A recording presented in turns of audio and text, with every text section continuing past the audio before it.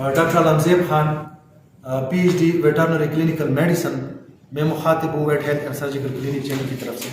یہ ایک important case کے بارے میں آپ کو میں بتا دیتا ہوں.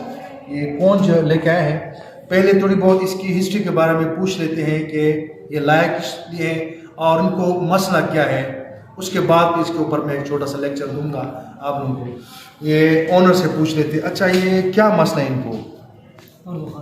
اچھا چلو اس کو اپنی زبان میں سب مسئلہ دورتا دا کنا دا پشای چې کله موږ لبان وړولې کنه سر شام ټیک شو دغه پشای ول داسې و ٹھیک شو داسې کوله په ټوپو بدلې لکه مثال ټیک شو د اغلبات چې موږ له کلی وړولې دی خان ته شام او دا پشای سار سو ٹھیک چې پشای سار سو خو دا داسې کار کوو چې ٹھیک دې به نسو اچھا جی اوس بیا نه بعد تقریبا دا ټول مورد چې دا کار سره نو خوراک سام کوي خوراک شام کا یا جی خو ڈاکٹر سے پوچھ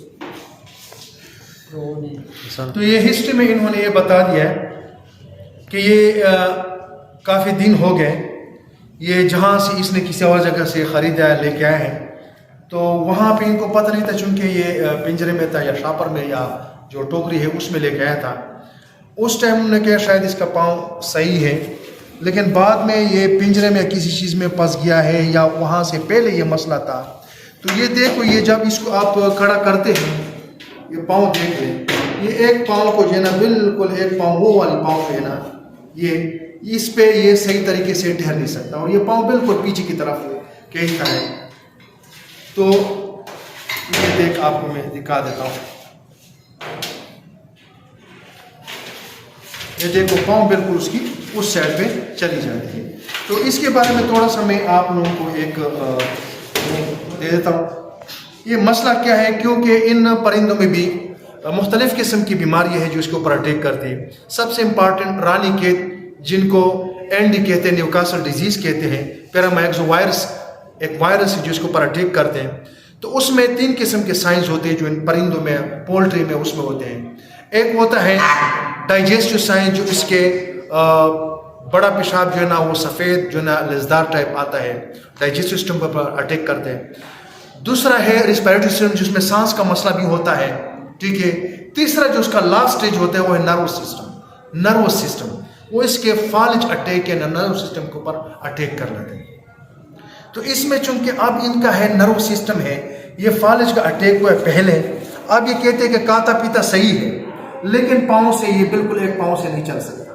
اب یہ یہاں پہ ایک شیاٹک نرز ہوتا ہے, ٹھیک ہے, اور شیاٹک نرز اس میں پھر جو ہے نا پیرالائز ہو جاتا ہے, جن کی وجہ سے پھر یہ پاؤں کو اپنی جگہ پہ نہیں رکھ سکتے. اور اس پاؤں کو نہ رکھنے کی وجہ سے یہ بالکل اسٹریٹ جو ہے نا پیرالائٹک فارم ہے.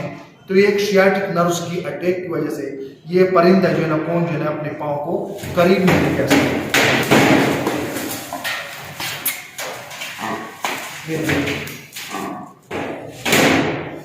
اب چونکہ یہ اگر شروع میں لے کے آئے ہوتے ہیں اس ٹائم اس کو ایکیوٹ کنڈیشن کہتے ہیں, تو ریکوری کی چانسز زیادہ ہوتی ہیں. تو اب چونکہ کرونک کنڈیشن میں کیا ہے, اس میں چانسز 50% ہے. اب اس کو ہم اینٹی بایوٹک چیزوں پہ نہیں کرتے چونکہ یہ کھاتا پیتا ہے, کوئی وہ مسئلہ نہیں ہے اس میں. اب اس کو ہم صرف اور صرف نرو ٹانکس کے اوپر رکھتے ہیں.